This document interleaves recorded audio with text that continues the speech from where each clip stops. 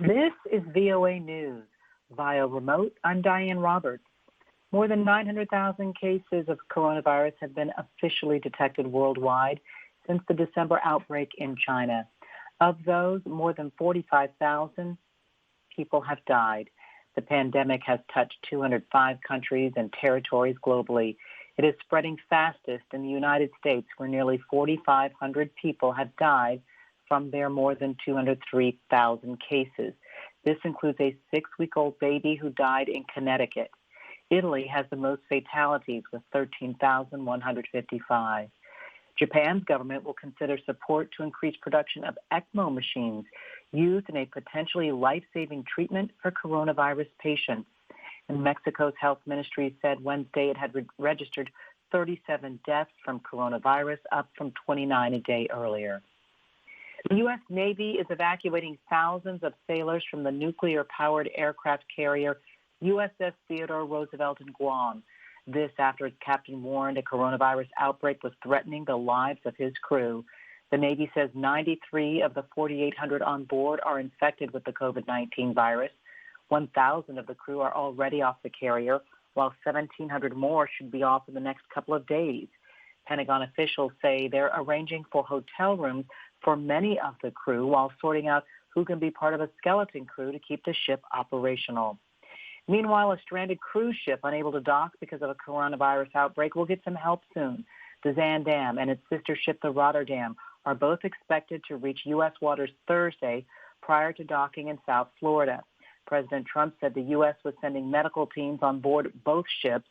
Passengers who are not ill will leave on a charter flight. Those with mild symptoms will stay on board until they recover. This is VOA News. The 10 who are critically ill will be taken ashore for treatment. The Zaandam had been barred from docking in several South American countries because of the virus. BBC News reports British Airways is expected to announce a suspension of about 36,000 of its employees. The airline has reached an agreement with the union that will include suspension of jobs of 80% of the airline's cabin crew, ground staff, engineers, and those working at the head office. Global stocks experienced another rout Wednesday as the human and economic toll from the coronavirus continues to rise. The Dow dropped 4.4%. European equities also fell hard, with London, Frankfurt, and Paris all down around 4%. A senior administration official told Reuters the United States believes Iran's Ministry of Intelligence and Security was directly involved in the killing of an Iranian dissident last year in Turkey. Masoud Malavi Vardanjani was shot to death on an Istanbul street last November. The U.S. had not previously disclosed its assessment of who might have been behind the incident. The Russian mission to the UN said a Russian military plane carrying medical supplies arrived in the United States Wednesday in hard-hit New York City. The Defense Ministry has not released much information, but did provide video showing boxes on board the cargo plane said to be carrying medical masks and medical equipment. The delivery came after U.S. President Donald Trump and Russian President Vladimir Putin spoke Monday. Russia has also sent medical supplies and experts to Italy as part of a humanitarian effort in the past. Greece's Holy Synod, the supreme